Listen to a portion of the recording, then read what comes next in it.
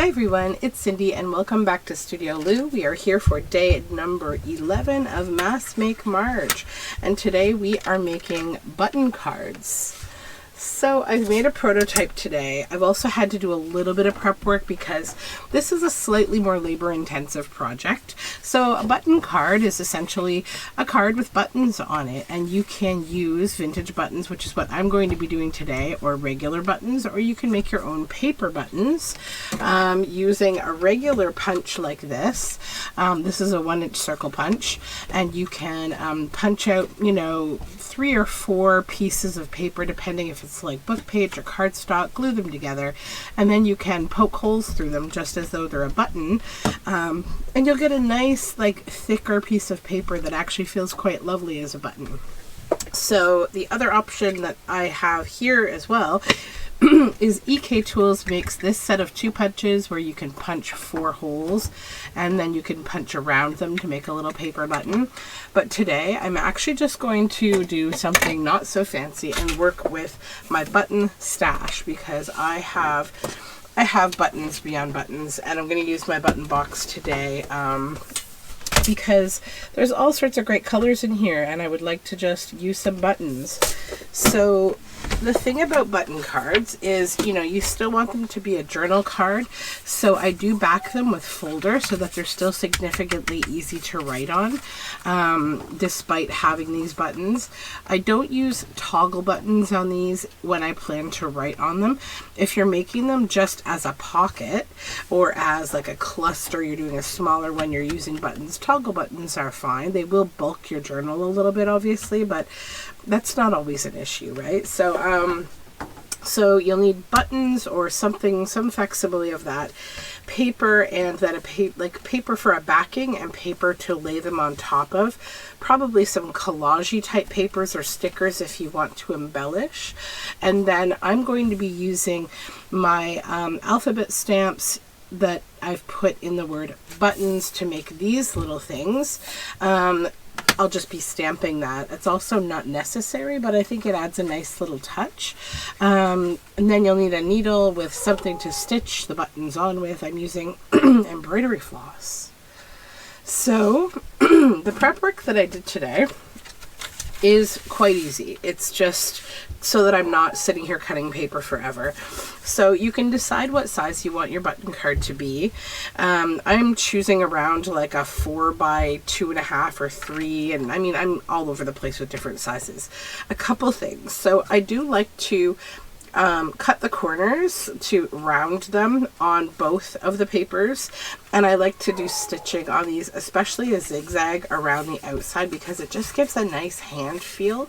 I'll do all the stitching at the very end though, so we'll get everything ready except for the stitching, and then I will go ahead and do the stitching at the end and show you. So I'm going to work a little bit like a conveyor belt here today. So first thing, I guess, is corner rounding. So I've stacked this stack of papers with a background paper and a foreground paper. And so I'm just going to go ahead and cut all the corners into rounds with my crocodile here, my corner punch. And then when we get to the stage where we're sewing the buttons, don't sew through your final backing paper, okay? Because you don't want to have that on the back where you'll be doing writing. So, wait to back it until the very end, right before you do your stitching, like your edge stitching. So yeah, now we're just going to do some relaxing corner rounding. I probably could have done some of this before the video, but I didn't want to do a ton before the video and then you'd feel like, all right, she's already done most of the project. How is this mass making together?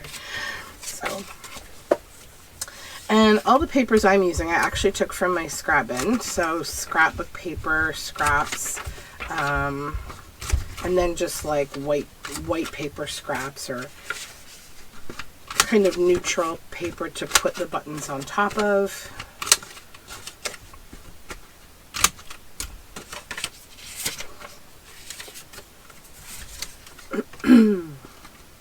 And if you need like a how-to on how to make paper buttons, I think if you search on my channel, you'll find a video, you know, for paper buttons. But if you don't find it on my channel, you definitely can find it on Louisa Heinzel, Junk Journal Art. She has a video that she's done paper buttons, and it's really good. But yeah, they're very easy to make. And if you're looking for buttons, you know, especially like older buttons, you can usually find them in thrift stores and antique stores by the jar.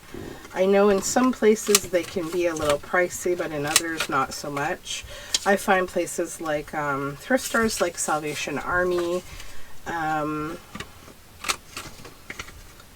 any of the kind of charity shops that are like, you know, benefiting some charity, they're usually not that expensive.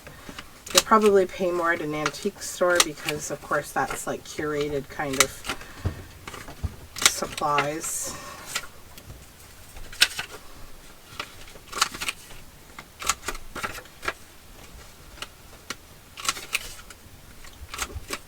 Okay. This is a lot of corner punching. I also don't know. I may have gotten a little ahead of myself on how many of these I'm going to make today. But I'm just going to get all the materials ready, because I think one thing is, even if we don't get everything done in these videos, I have been actually going and finishing what I pull out. And I think that's kind of a nice practice, because if, like me, you're doing this to not only make ephemera, but to, like, you know, use up scraps of things or just use up your materials that you feel like you have too many of, it's good to kind of see it through to the end. So, you know, the video is a good guide, but like hopefully it can, you know, get you on a voyage to just using things up and making a lot of great ephemera, because that's what we're here for.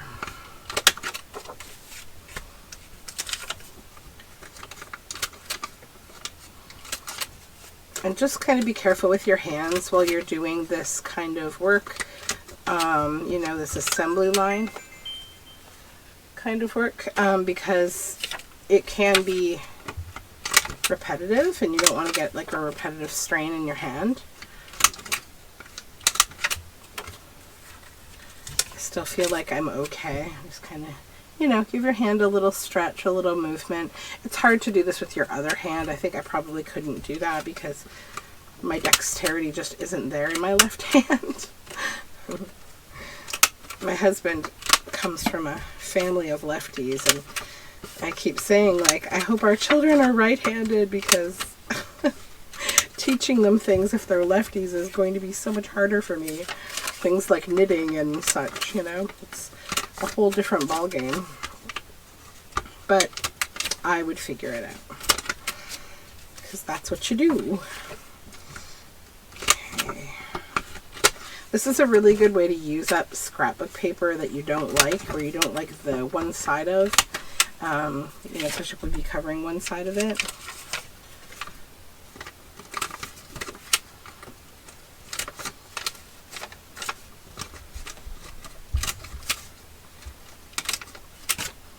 Probably need to empty out this corner puncher soon.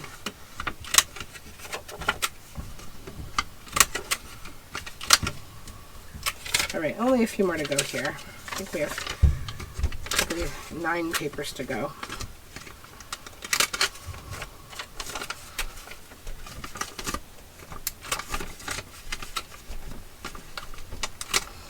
So happily, I think I'm done doing voiceovers for now.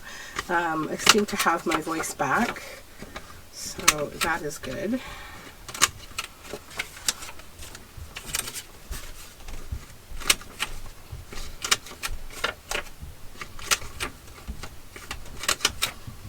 Okay.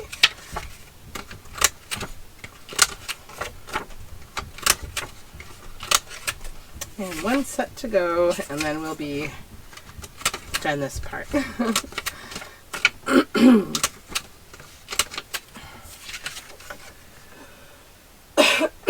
Sorry, I'm still a little gravelly. Takes a long time for your body to fully like kick out the inhabitants of a cold, right? All right, so now we have all these rounds. So let's put the corner puncher away. Sorry to shake you around here. Okay, so now what we want to do is just glue these down. Again, an assembly line, we're just going to kind of center. And you can go a little further down if you'd like to, actually. Leave a little more space at top because you're going to be putting your buttons label up here, right? This kind of a label. So I'm actually going to use this one on here, so I'll show you this step as well. So I'm just going to kind of trim it a little because I do like this color with the starry paper. And then I'm also just going to get my ink ready because this is a stage where if you want to ink, sometimes you want to get ink on just your inner paper, not your outer paper. So have your ink ready to do any inking that you might want to do.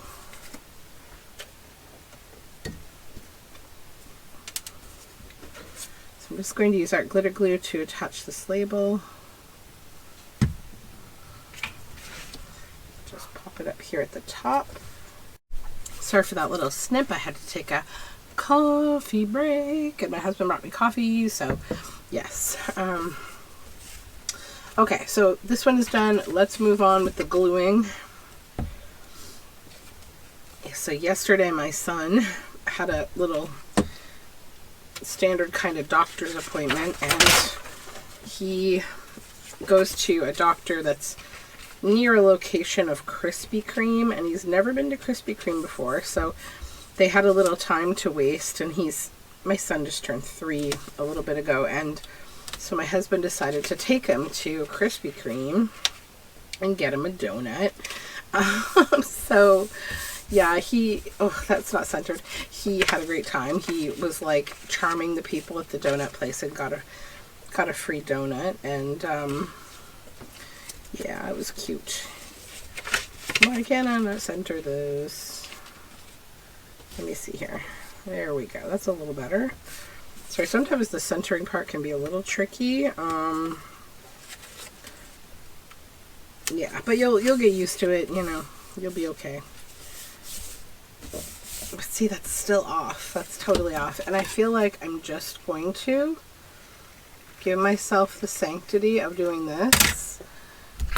Because I don't have the patience to keep trying to center this. There we go. Yeah, so do what works for you, obviously. There. Now, let's cover this ink, and I need to get my archival ink and my button stamp ready too, because we need to make a label for this one. And I think I'll use this brown paper.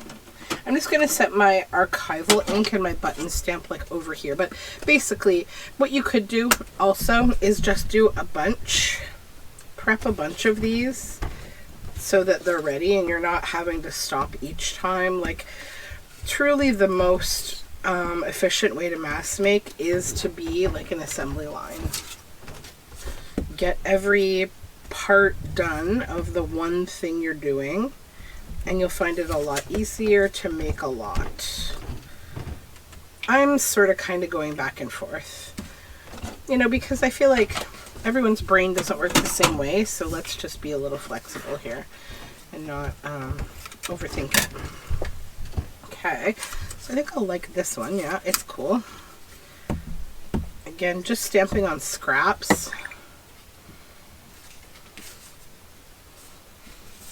And I get all this part done before I think about what buttons to use and what I'm going to do, because that kind of establishes like the colors for the buttons that I'm going to want to pick, because I want to pick buttons that sort of make sense with my background. Like with this one, you know, I chose the red buttons because there's reds and oranges in the background of the paper.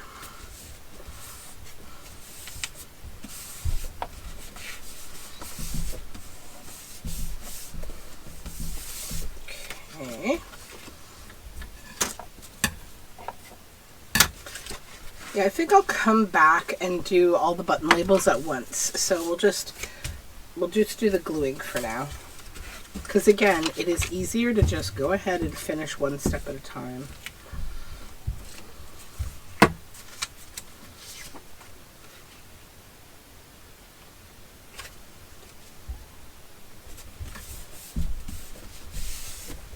Okay.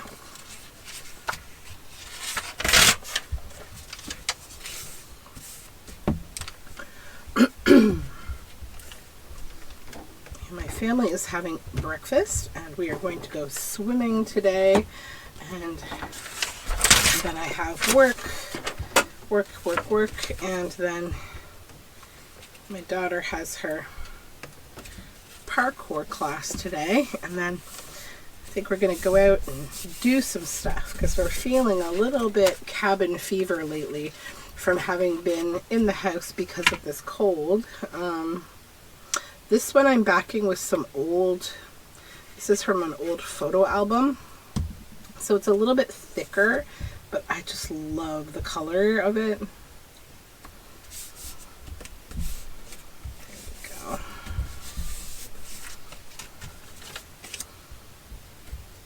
And just keep in mind when you're making these that it's going to be 3 layers wide. So probably you only want one of those 3 layers to be, you know, the cardstock or scrapbook paper weight. The other 2 can be a little thinner, although I am backing onto folder and I don't feel like it's, you know, exhaustingly thick or something like it's going to really bulk up my journal. But the front layer definitely does not need to be anything but regular copy weight paper. I'm using everything because I'm going from scraps, so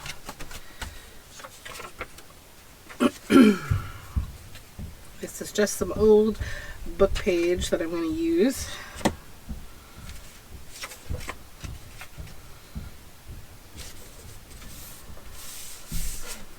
Oops, that one's crooked.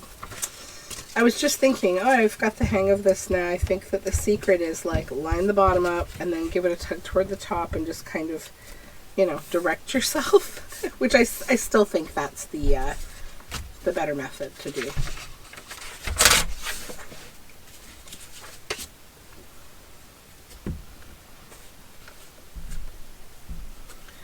So I've got to think about my time a little bit here because I think the most time consuming part of all of this will actually be sticking on the buttons, and that's, you know, one of the later stages of this. So I'm only going to give myself about 7 minutes maximum to finish this step.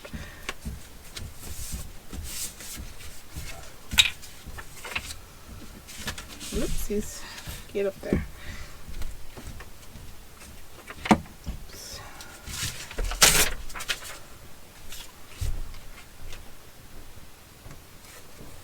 And obviously you're not constrained to the time limits that I am for making the video. Although, you know, it might be fun to give yourself the same challenge as me in that you get an hour to do work. That might help you to kind of balance how much time you're spending before you're getting up and stretching or going for a walk or having a glass of water, you know, doing all that stuff to keep yourself healthy. And then you can come back and finish it up later. Hopefully some of these steps you can do in front of the TV or, you know, listening to an audiobook or hanging out with family. I love when you can kind of multitask. I was fussy cutting last night, and my son was sleepy, so we were sitting in my bed and watching a movie, and he was kind of half sleepy, and I was just fussy cutting, and so he would be taking the paper from me and going, I do a piece, and he's like pulling it, you know, into different pieces and counting the pieces and then throwing the pieces in the recycle bin beside us, and so he's being like a little helper. That was nice. It's always good when you can like get your kids in there and help do little things and they feel like they're a part of the process. And I was actually fussy cutting out my these little creatures, these little fussy cuts that I sell in my Etsy shop. because I use them so frequently in my work, and I want to use them actually during this series quite a bit. So I would let him keep a few of them, and he was kind of playing with them like paper dolls, which was really nice because, you know, that was the original intention of paper dolls before we round robined them into the crafting world. All right, so that's done. Now, as I said, let's do our inking, because you want to ink before you put buttons down. I mean, you might also want to ink separately, like before you glue it together, if you don't want any of this ink to get off of the that middle piece. I'm not, like, you know, too stressed about it, to be honest. And I will ink the edges again probably at the end. So these don't need to get any ink, these do.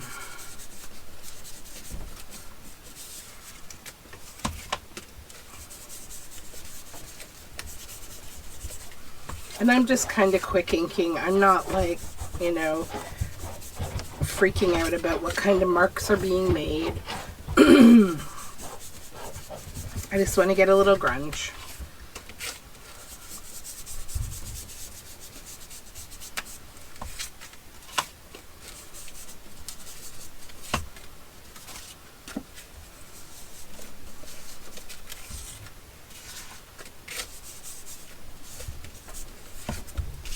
And some of these, you know, don't need as much if they're cabbage dyed, like this paper.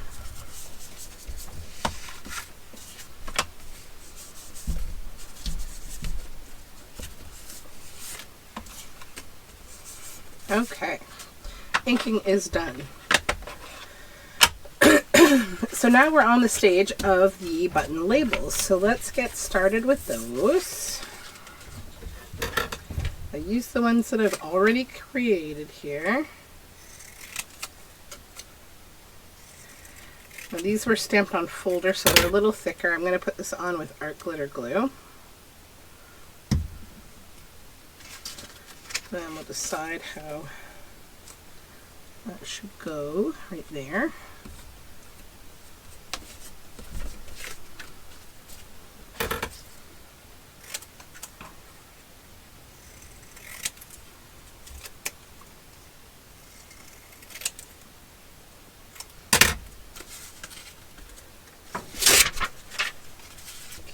Okay.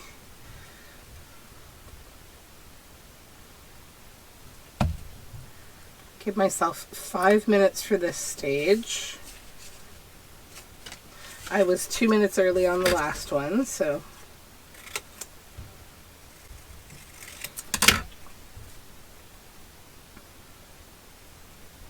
I like to share some of those details with you because I know that a lot of people who have YouTube channels, you know, you're creating videos and you're watching videos created by other people and, you know, hosting challenges in this way. This is my first time hosting a month-long make-along. I've participated in several, but I tend to be a little casual, and I do like to share behind-the-scenes kind of stuff because it might help you to understand some of the dynamics of doing this kind of thing. Like, oh yeah, giving myself little increments of time when I'm making a video. I figure the more sharing of knowledge, the better we are as a community. I think that we do a lot of that already in the kind of work that we do, just showing people how we make things. Even if it's not a formalized tutorial, you're just still sharing how you're doing things. I think it's nice because we share so much. We share how we organize, you know, our supplies and make our workspace better. We share, like, you know, mental health tips, and we share you know, all sorts of tutorials, obviously, and tips about home organization, like what things not to buy, what things to buy. I've been able to get so much, like, useful recommendations on all sorts of different things from this community. So I do try to contribute right back if I can, which is a big part of why I'm doing this not just to build my ephemera stash, but also to just kind of get out there with a few prompts, help people who are trying to build their stashes, give them a reason, and then, you know, also we can all collaborate and get people who may not know about each other's channels watching, and therefore just, you know, feeding that whole ecosystem a little more. So now I need more paper to stamp on here. I'm going to use a little of this gingham. This is kind of cool. It's just old packaging.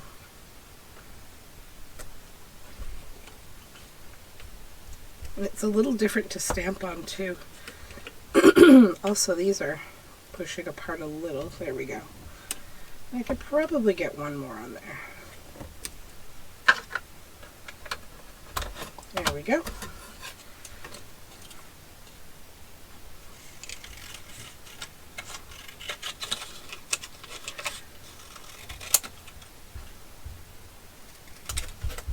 And we'll just cut all these out here so that we have 4 ready to go.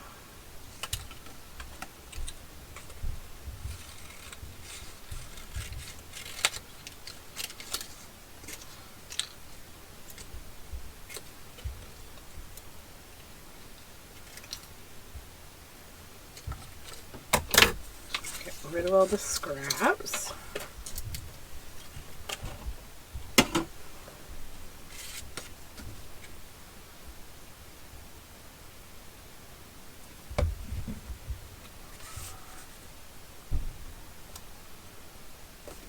I'm just going to be a little careful because this is a shiny paper, so the the ink takes a little longer to just dry. So what I do is to just remove my own hand, you know, oils and things, I just use a piece of paper that's dry to press it down. You know, because you've got glue and you've got moisture, whatever, on your hands, as well as just the regular, you know, oil that we all have in our skin. That just helps to not disrupt the, that one's going to be a little, that's okay though. I'm not upset about that. It's like these are rustic by nature, right? I'm not going to be sad. Got a little smudged ink. It's actually a little more, you know, vintagey looking, so.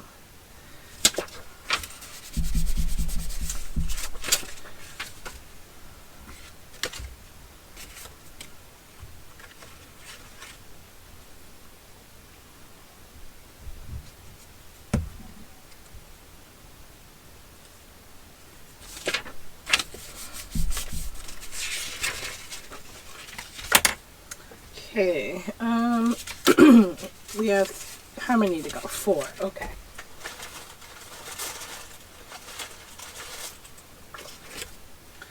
Let's use more brown scrap paper.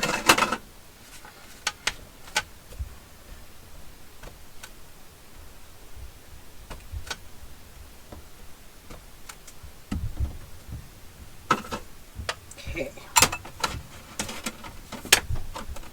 So we'll be done with this ink now. Just set it back there.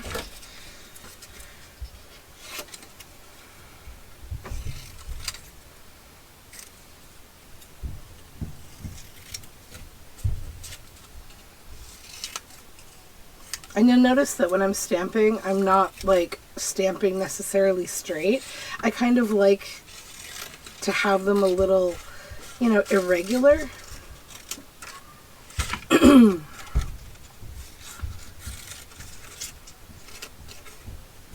And you could take more time and you can kind of grunge up the edges of the paper and, you know, make these really rustic using, like, you know, coffee dyed papers and florals. I think that would be really nice. I'm just, you know, really looking to use up my scraps also throughout this whole series. So if I were making these for a specific journal, like say, you know, in a like a shabby kind of theme, I would probably put lace in the background. I would use paper with maybe roses. I would like use coffee dyed paper as the backing, and maybe, you know, what was the ham sandwich's favorite type of math?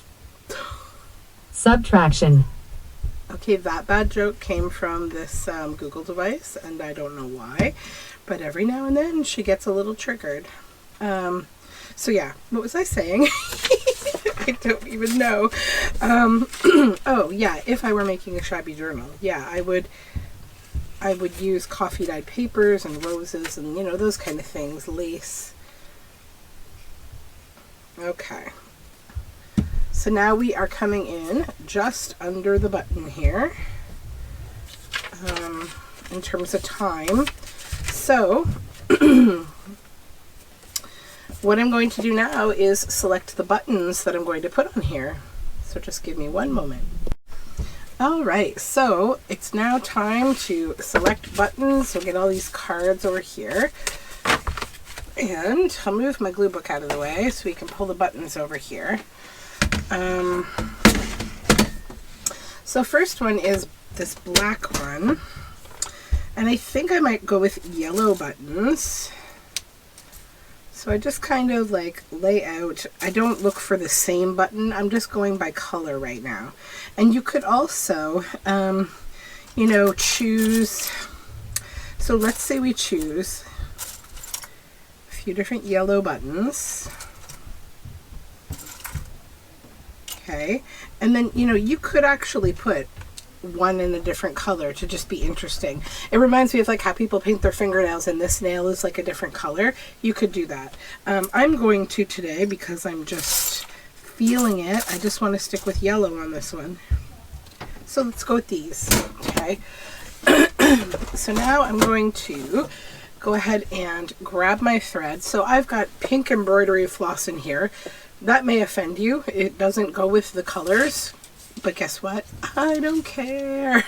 So we're going to hold this one down. And the first thing I do is just, I poke a hole through the buttonhole into the back so that I can see it there, and then come through,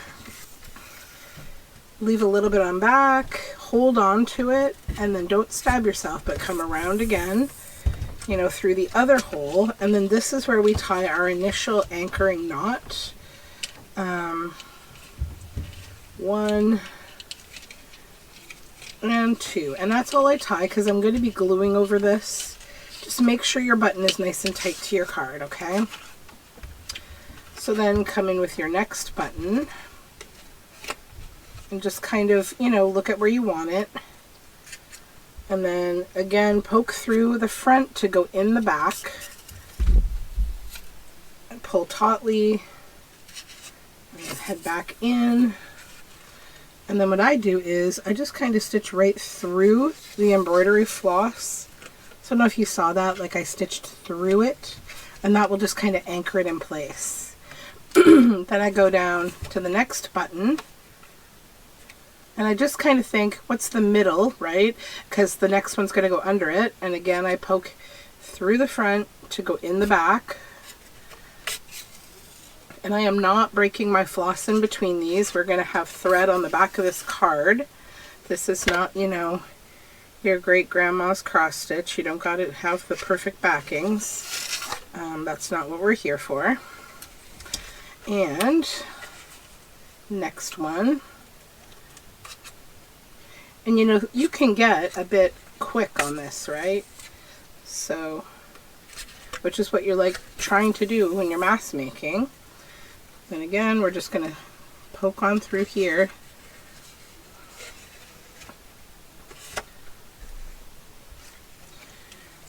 And down.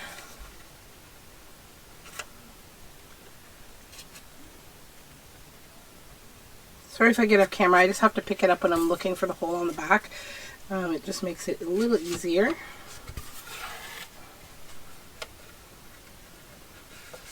Okay.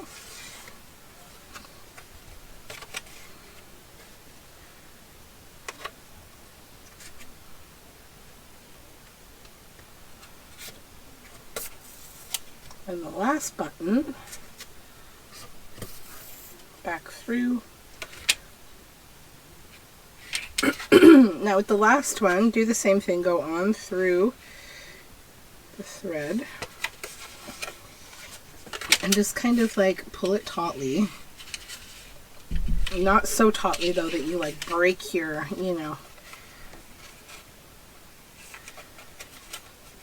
your paper. And then I'm just going to go through one more time, but this time I'm going to tie a knot. And just be careful if you have your like a long piece of embroidery thread like I do. Sometimes embroidery floss likes to just get tangled, which it's going to do here, so I'm fine with that. I'm just losing this little piece, so I'm just going to cut it off there, and I have a nice, good, consistent knot there. So that's what the back's going to look like. You can come in and trim because it's less bulk. Okay, so this is the front now. This is where you can now come in and decide if you want to add embellishments.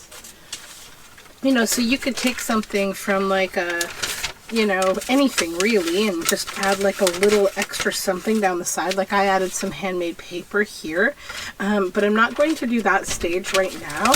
Instead, I'm just going to go ahead and sew buttons. I'm going to give myself probably 25 minutes of button sewing, and then I will be at the end there.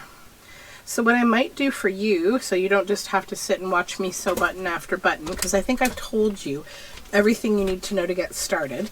I'll probably speed this up, and so you'll just see me choosing my buttons here, laying them down and stitching, but it will be in higher speed so that you're not just kind of sitting here waiting for me to like sew on a whole ton of buttons. And then we'll come back at the end and we'll do the next step, and we'll be good to go. So this next one, I'll just show you the last couple buttons I'm going to choose here, so you get an idea for how I'm doing this. All right, so that's what I'm going to do. So pinky mauve to go with the label. This one's a really special button. It's shell, abalone, and on back it's got this really nice pink kind of gritty texture to it. For anything like this that has these wires, you can either leave them in or rip them out. It doesn't really matter. I usually leave them in. But yeah, that'll be the next one. So next stage is going to be adding some kind of an embellishment. I'm probably going to grab for some stickers to do that. And then obviously backing and stitching. So the other part of this is, you'll see on here what I did is I have 2 lines of stitching, right? So what I did first, I did all the stitching that wasn't the edge before backing. So if you want to stitch around this inner piece of paper, do that before you add your backing, because remember, any stitching you do will be on the back. So yeah, so anyways, that's just a little bit of foreshadowing to what's coming. I'll explain it all again when we get there, but for now, just enjoy me putting all these buttons on cards.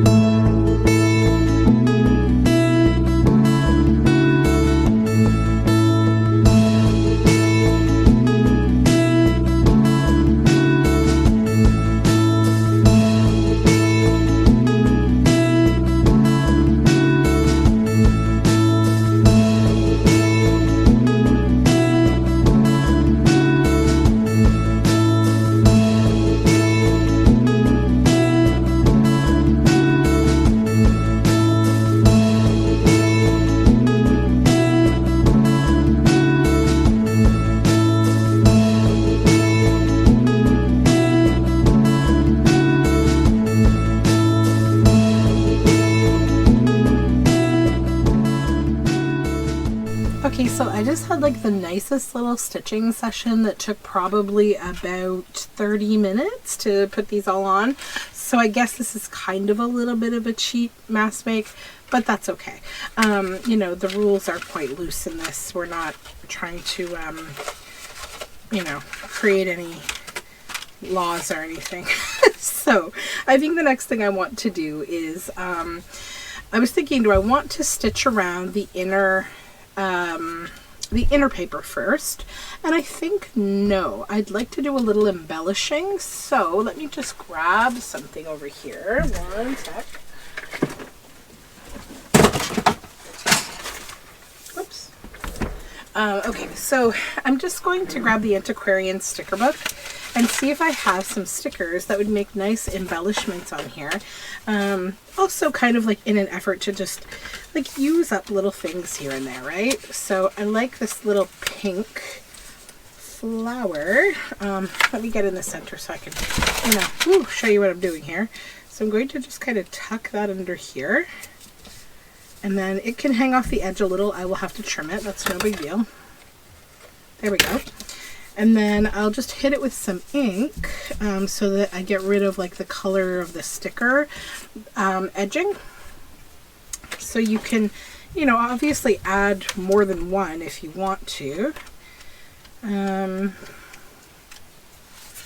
should have stayed on that page. There was another flower that was the same and I would have used both of them. Where did it go? There it is. Okay. Yeah. Yeah, so I actually think I'll put 2 on this one and just kind of like work them in under the buttons a little bit, right, like that. And again, just kind of hit it with a bit of ink to make it blend in. And then if you need to, you know, take something like a little surface like this to shove it under the button, you can. So that one is embellished. Let's find something cute for this one. A shell might be pretty. Why don't we try the shell? I think I like this one actually.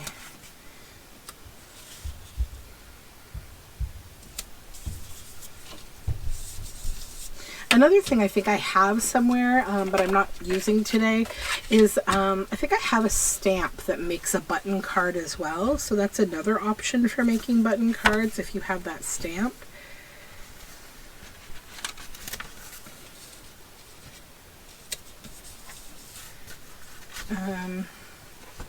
Yeah, lots of options. Something else that is yellow and fun. Maybe a bird.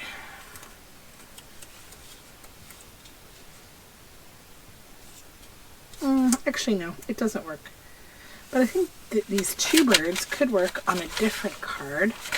Maybe.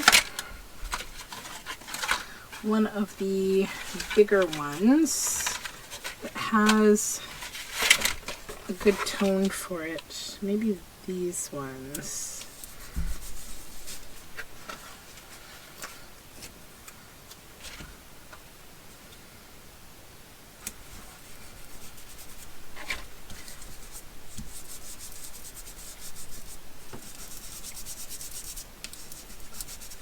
There we go. I need something else for this one though. Not a butterfly.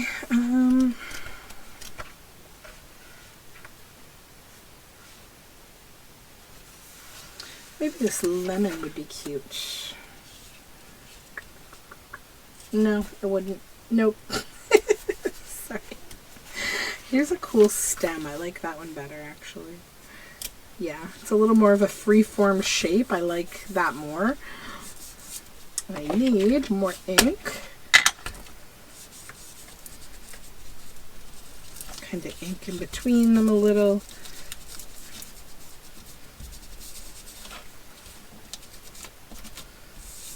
Okay.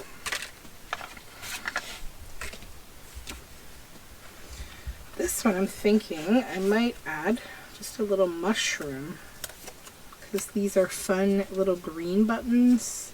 I'm going to put it right in the center.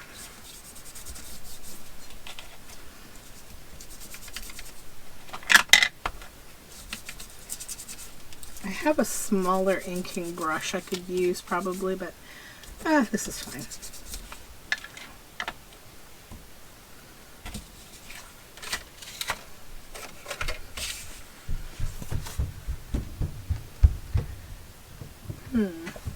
You know, this is also like an opportunity to use some more interesting stickers like this that you wouldn't otherwise use. You know, because if you think about how things are branded, like oftentimes what they're branded with has nothing to do with what they are. So like we can use these two kind of gestury clown type figures on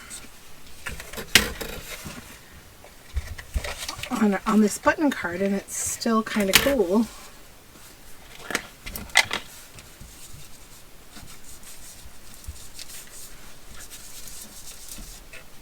Yeah, because there's so many things like in vintage advertising where you're like toucan flower and like they have nothing to do with one another, but you can have a really interesting kind of brand, right? Let's plunk her on there.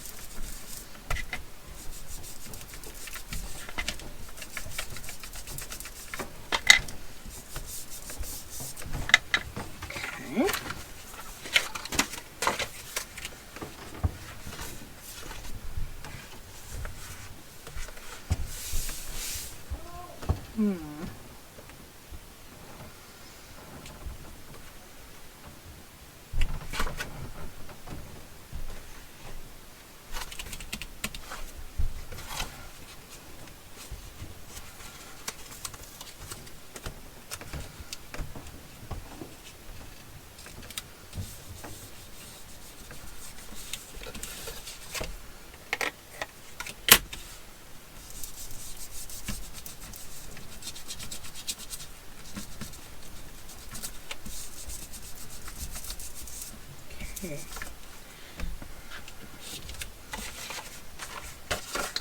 And then something blue. I really like this. Here, maybe. Let's plunk that under there.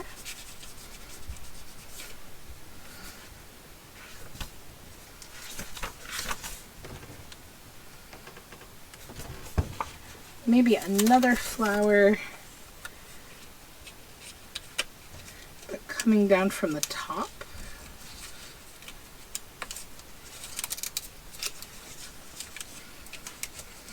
Just gotta kind of wriggle this a little bit under here, or even maybe, yeah, give it a little tear and it will go in slightly easier.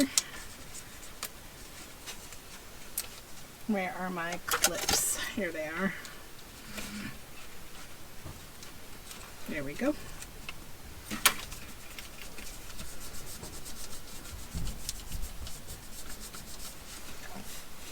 I'm just going to trim maybe some of this off. Oh no, it'll go in. Okay, we're good.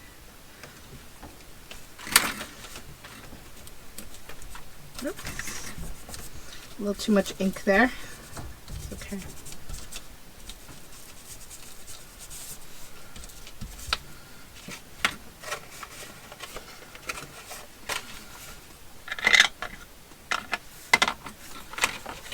All right, this little one.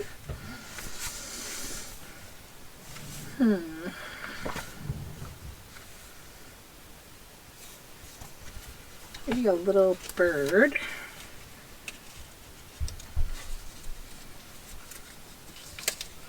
You know, plunk it in under here.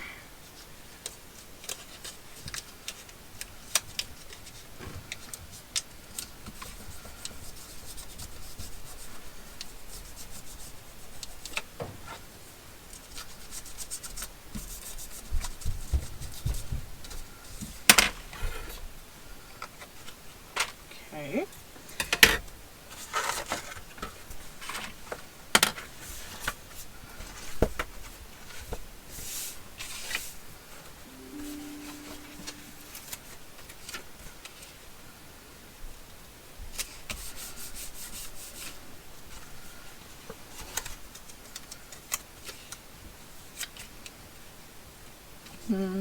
Not that one. Even though it has similar colors, doesn't quite go.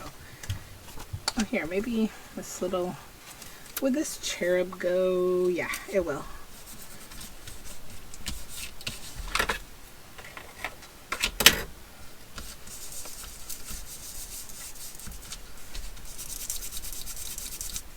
Okay.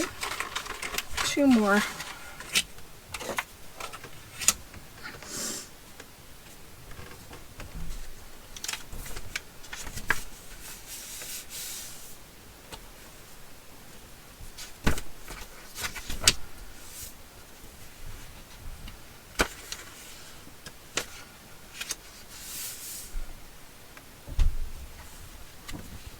Maybe something a little leafy on this one.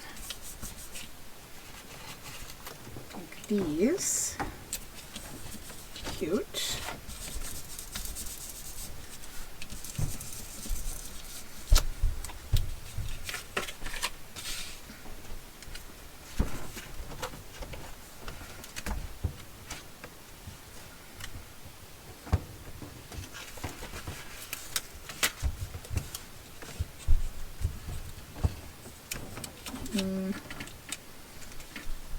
Can I get this to go in here? Let's see.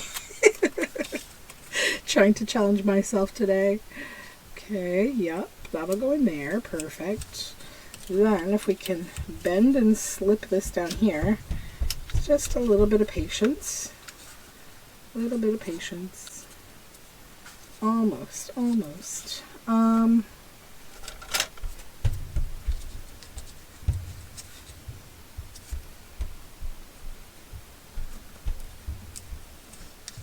Tools you never thought you would need, right? For putting a sticker down. We're here to keep it interesting, folks. All right. This is like a cute little purple bottle with a flower in it that has a face and arms. It's so cute. Okay, so let's get this stuff out of the way. I need to ink this last sticker a little bit here, just to bring it all together. Okay. So now, next objective for me, which has to happen off camera, is I want to stitch a single stitch around the inner part of this card. And so I'll do that, and then I will come back. Alright, so I have done all the stitching around the inner kind of, you know, paper of this. I also had a couple extra ones that you didn't see me make that were, I guess, buried underneath like one of these books. So yeah, they're these 3, I think. So that being said, now it's time to back these. So I'm using file folder to back mine, and I'm using just some glue stick to just hold it down. So I'm going to do a zigzag stitch around the edge of these because I just love how it looks, but also it's hard to explain the feel. It just gives such a nice feel. Like, it feels like more of like a professional or commercial feeling kind of card.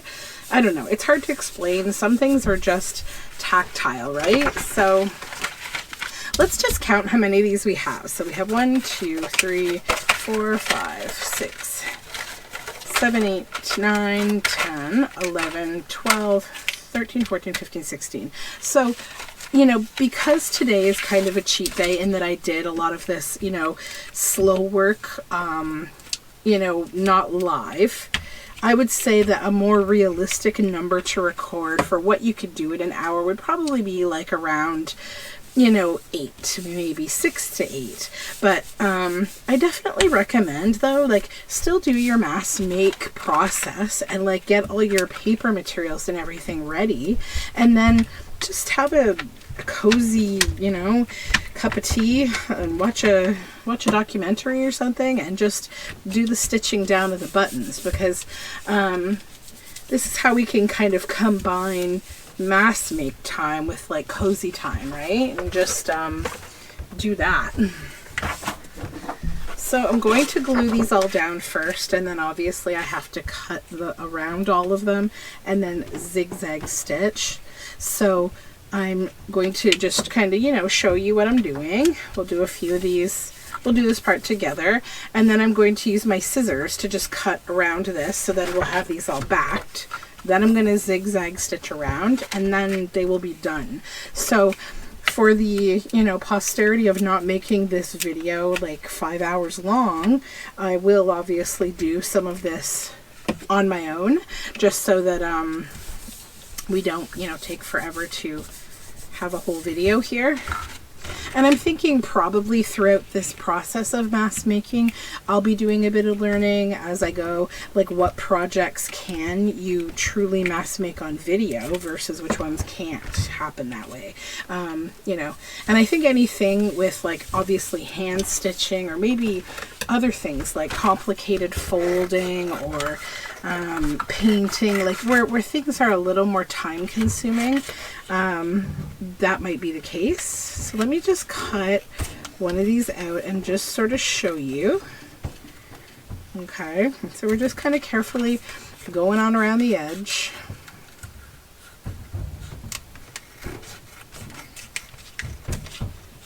And then the other thing that I'm going to do before stitching is I'm going to do a nice dark not walnut, sorry, you could use walnut stain, but just a nice vintage photo right around the edge again to just ink that outer edge. So then all I'm going to have left to do with these at the end of this will be to just zigzag stitch around the edge, and then they'll be done. So I'll tell you what, I will finish this aspect of everything on my own, and I'll come back to you at the very end with everything all stitched, and we will talk about it then. Okay, I'll be back. Alright, I'm back, and all 17 of these cards have been stitched around, and I'm really happy with how they turned out. It's like, I don't know if you can hear it, if you can understand like the experience of feeling these when they're all stitched around, but they're so just nice in the hand. Like they're like, I think they take me to a nostalgia of like when I was a kid going into like this craft store with my mom, and like yeah, there was just like a lot of packaged, small packaged goods, like a haberdashery kind of feeling store, and that's absolutely where this takes my brain. So we did it, we got them done. I had fun with this today. I know it was like a longer, I have no idea what this video is going to come out to, but I know it was a bit of a longer day of this for me. But I'm going to write down 17 here.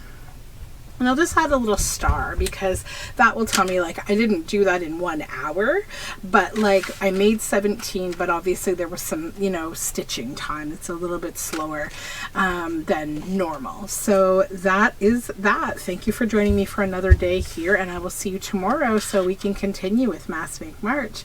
Have a great day, and bye for now.